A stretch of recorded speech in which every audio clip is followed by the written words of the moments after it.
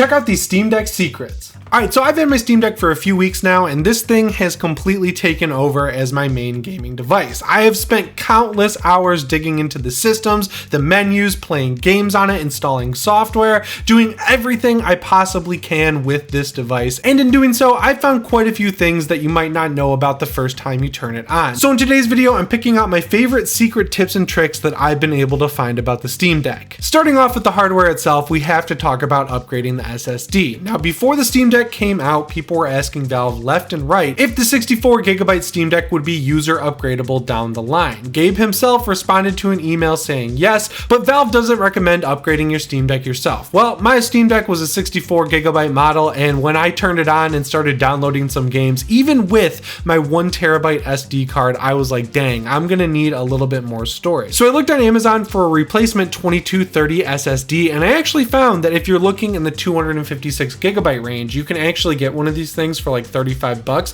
So I clicked order and it arrived in just a couple days. Guys, I'm gonna be upfront. It was really easy to upgrade the Steam Deck. I have a full video tutorial here on the channel, but basically all you have to do is unscrew 8 screws, pop the back off, unscrew 3 more screws, take a shield off, unplug the battery, and replace the SSD. It is literally that simple. And then you just put it all back together. You make a recovery image, which is provided to you by Valve, and you're good to go. You just plug that USB stick into your Steam Deck, reflash the OS, and yeah, it's done. I know that was a lot of steps, but I've actually only done this twice, and the process has stuck with me because it was so dead simple to do. Honestly, the only part of that whole process where I think you could really screw things up is when you're unplugging the battery from the motherboard. You just gotta be a little careful with it because it feels like if you pull too hard, you could break things. But that is literally the hardest part, other than popping the back off, because when you hear those snaps of the clasps coming apart, you think you're breaking the thing, but it is very sturdy and it is fine. And the best part is, if you don't mind waiting for your drive to show up, you can actually get a 512GB version on eBay, and it's really not much more expensive than the 256GB option. The next secret tip I have for you is that you can make your own custom artwork for the Steam Deck's library. So what you might not know the first time you boot up your Steam Deck is that you can switch to a fully functional desktop environment very easily by just holding the power button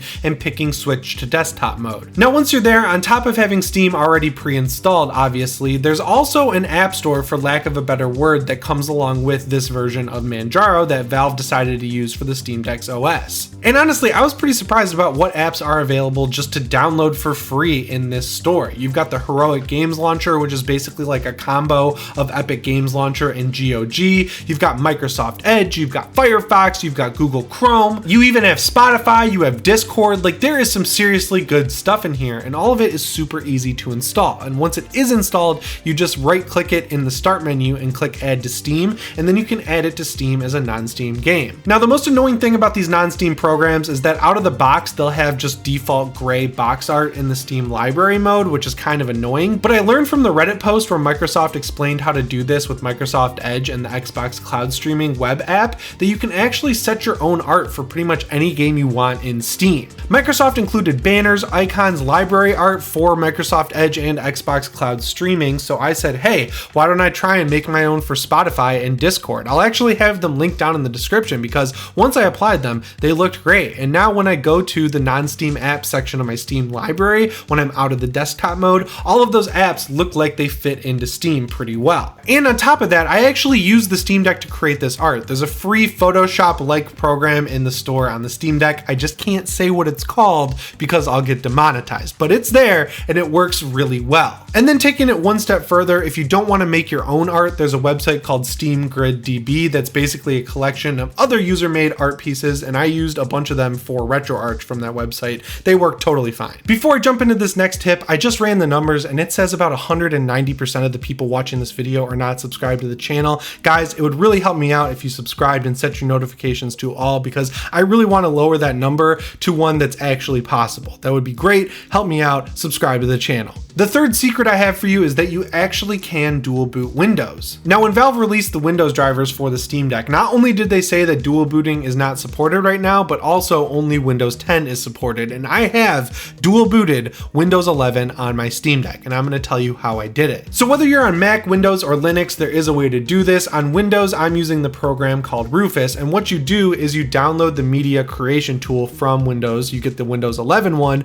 and then you make a Windows 11 ISO. After that, using a USB micro SD card reader, you plug that into your computer with an empty SD card, and then you just basically select that Windows ISO you made and make sure you set it to Windows to go. What that's going to do is install Windows to the micro SD card, so you don't have to wipe the SSD on your Steam Deck. It's all going to be run off the micro SD card. Once the software that you're using wraps up, you just plug that micro SD card into your Steam Deck, and when you're powering it up, you hold the minus button, and then from that point forward, you can boot from the micro SD card and also install Windows 11. And the coolest thing is, if you want to go back to your normal SteamOS environment, just put your other SD card in and it'll recognize all of your games immediately, and Windows is completely gone from your device. But if you put the SD card back in and boot from it, everything you already did is saved to the SD card. I keep Destiny 2 on my micro SD card, and it runs pretty well off of that little chip. Again, I have a full tutorial here on the channel about how to dual boot Windows. It covers how to do it off of a USB stick, but it works the exact same way with a micro SD card. The fourth secret I have for you is going to seem kind of simple, but if you get a Steam Deck, you're going to be really happy you know about it. It's how to take a screenshot. It's one of my favorite features on the PS5 and Xbox Series X, just basically having a button right there on the controller that allows you to take a screenshot whenever you want, and you can do that on the Steam Deck. All you do is hold the Steam button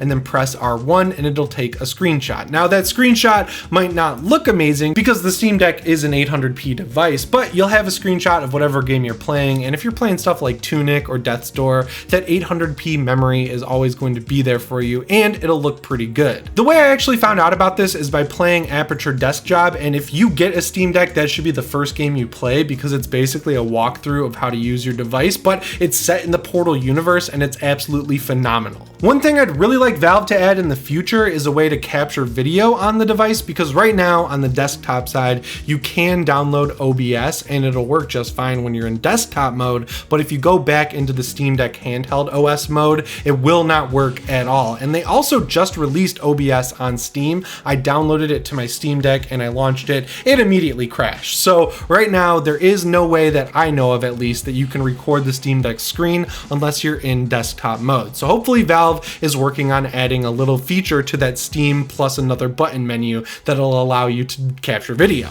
And speaking of that Steam button, if you're on the SteamOS side, like the Steam launcher interface, I don't really know what to call it, if you just hold the Steam button, it'll bring up a quick menu that shows you all of the button combinations you can use to do different things. And you can actually do some cool stuff, like increase the screen brightness or decrease it. There's also a way to hit the escape key or tab, you know, just a bunch of quick settings you would want on a handheld PC. And the crazy thing is, the Steam Deck never really tells you how to do it. And also, while you're at it, make sure you hit that 3 dots button once in a while on the right side of the Steam Deck, because it'll bring up another quick menu where you can do things like limit a game to 30 frames per second. You can bring up the overlay that's showing your frame rate. You can set the TDP. You can see all the information you would ever want about your Steam Deck in that very quick menu right there. This next secret is just something you're probably not going to think of until you just kind of do it instinctively, so I'll give you a little bit of a head start. You can actually multitask on the Steam Deck, so when you're playing games like Dead Cells, you can run that at the same time as Spotify and listen to your downloaded playlists on the go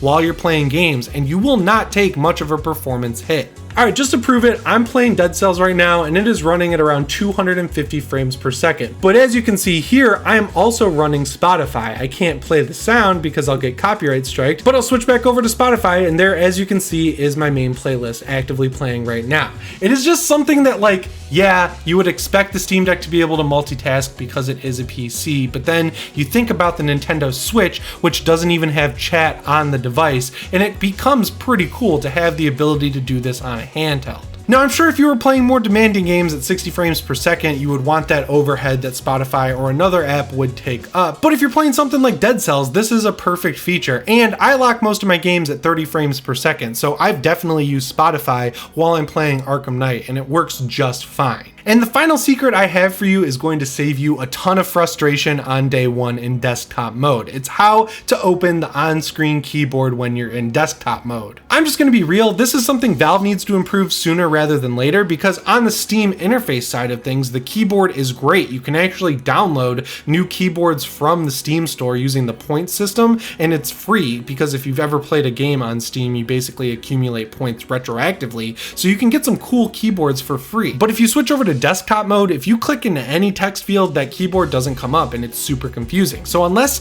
you have a Bluetooth mouse and keyboard, you're basically stuck until you realize that if you hold the Steam button and X, a keyboard will pop up, but you have to hold them for a few seconds or else nothing will happen. And also, the most critical tip here is that Steam itself needs to be open or else this will not work.